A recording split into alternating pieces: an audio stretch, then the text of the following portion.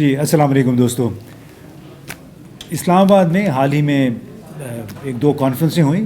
پاکستان اور افغانستان کے علماء اس میں شریک تھے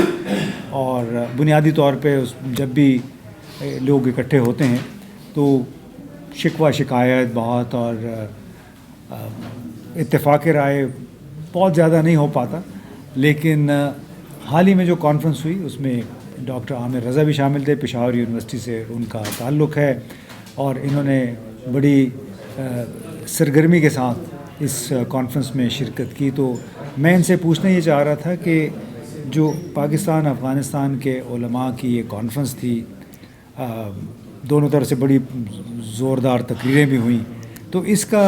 نتیجہ کیا نکلا، آؤٹ کم کیا تھا، لب لباب کیا تھا آپ کی نظر میں؟ جی سر، میرے لیے جو اس میں سر بڑی باتیں تھیں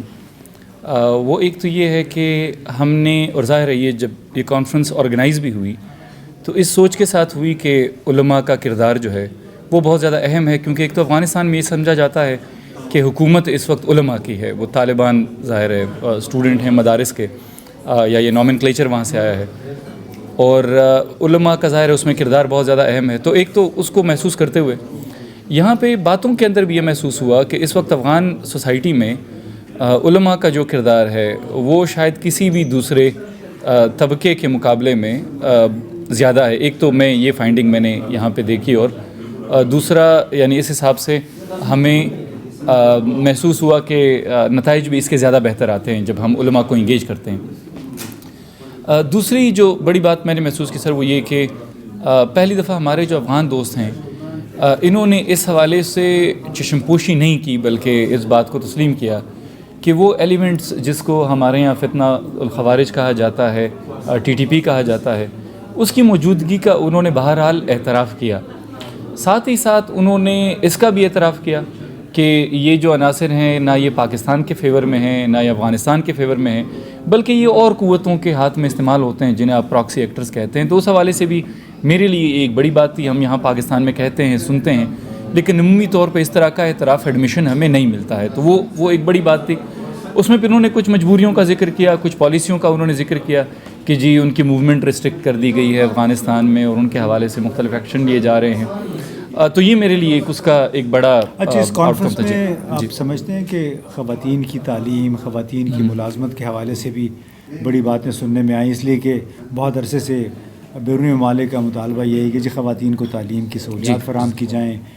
اس طرف بھی توجہ دلائی گئی، بلکہ خود مردوں نے یہ بات کی کہ اگر ہائر ایجوکیشن پہ یوں ہی پابندی برقرار رہی تو آئندہ چند سالوں میں پھر وہاں پہ تو خواتین ڈاکٹرز اور نرسیں نہیں ملیں. جی یہ اس پہ بہت بات ہوئی، اور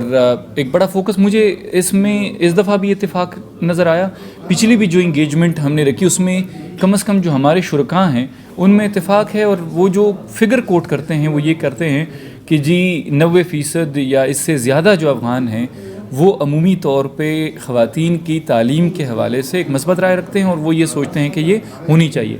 ساتھ میں لیکن بار بار یہ بات ان کی طرف سے آتی ہے کہ جی ایک مخصوص حلقہ ہے جو اس کی راہ میں رکاوٹ ہے، مزاحم ہے، حائل ہے. کچھ لوگ جو اس کو تھوڑا جسٹیفائی کرنے کی کوشش کرتے ہیں تو وہ کہتے ہیں کہ نہیں جی اس کے لیے کوئی خصوصی حالات ہیں، جب وہ حالات بنا دیے جائیں گے تو جو امارات اسلامی جسے کہتے ہیں، جو طالبان کی حکومت ہے، وہ اس سے انکاری نہیں ہے، لیکن وہ یہ سمجھتی ہے کہ جب یہ حالات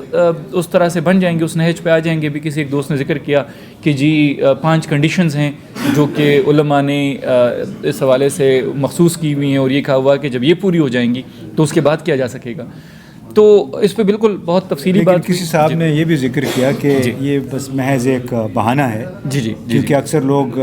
بچیوں کی تعلیم پہ آمادہ ہیں، انہیں کوئی اس سے اختلاف نہیں ہے، لیکن جو چند لوگ ہیں انہوں نے اپنے ایک بہانے کے طور پہ شاید انہوں نے اس کو نتھی کیا ہوا ہے کہ طالبان کی حکومت کو جب تک تسلیم نہیں کیا جاتا تو وہ یہ مطالبہ نہیں مانیں گے. جی سر، اسی کو میں ایک اور یعنی ذرا مختلف انداز میں یہی کہنے کی کوشش کر رہا تھا کہ ایک تو انہوں نے نظر یہ آیا کہ ایک تو نظریاتی کچھ لوگ ہیں جو ایک خاص حلقہ ہے، جو میرے خیال میں ایک تھوڑا سا علاقائی بھی ایک افغانستان کے اندر ایک ڈویژن ہمیں نظر آتی ہے. نظر یہ آتا ہے کہ جو زیادہ رجعت پسند رورل ایریاز ہیں، خصوصاً کہنا چاہیے کندہار جو ہے، ادھر سے ریزسٹنس ہے. جو دوسرے علاقے ہیں خصوصاً ایسٹ میں اور پھر نارتھ میں ان کی طرف سے اتنی زیادہ مزاحمت نہیں ہے، بلکہ لوگوں کی خواہش ہے کہ ایجوکیشن. کل پرسوں نیو یارک ٹائمز نے سراج حقانی صاحب کا ایک بڑا پروفائل کیا اور انہوں نے اس کے اندر بھی یہی بات کی کہ جی وہ چونکہ ایسٹ سے ہیں اور ان کی وہاں پہ زیادہ پریزنس ہے کہ وہ یہ چاہتے ہیں کہ تعلیم خواتین کی شروع کی جائے.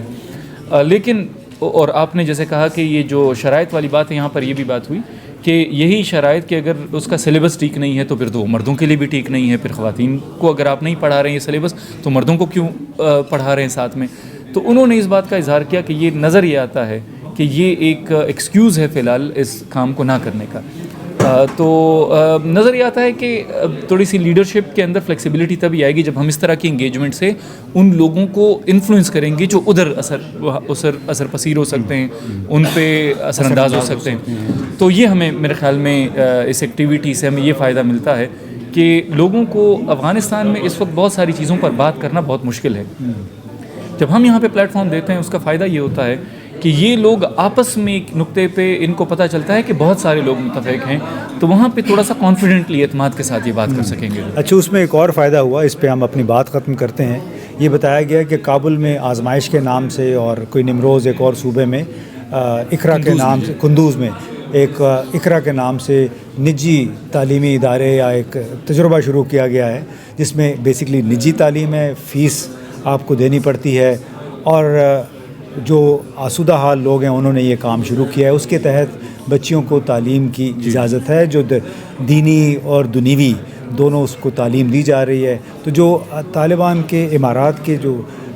جو ریسٹرکشنز ہیں یا ان کے جو احکامات ہیں اس کی وجہ سے ایک ایسا ماحول پیدا ہوا ہے جس میں اب ایک آپشن یہ لوگوں کے لیے ہوگی کہ پرائیویٹ اگر ادارے ہیں، کیونکہ طالبان نے بھی جو مدارس کے نام پہ جتنے بھی اسکول قائم ہیں وہاں پہ اب بچیوں کو تعلیم کی اجازت دے دی ہے. اس کی دیکھا دیکھی جس طرح پرائیویٹ لڑکوں کے لیے پرائیویٹ تعلیمی ادارے کام کر رہے ہیں، اب یہی پرائیویٹ تعلیمی ادارے خواتین بچیوں کے لیے بھی قائم ہو رہے ہیں. تو اب دیکھتے ہیں کہ یہ تجربہ کس حد تک کامیاب رہتا ہے اور کب تک انہیں اجازت دی جاتی ہے اس قسم کی تعلیمی سرگرمیوں کی. بہت بہت شکریہ.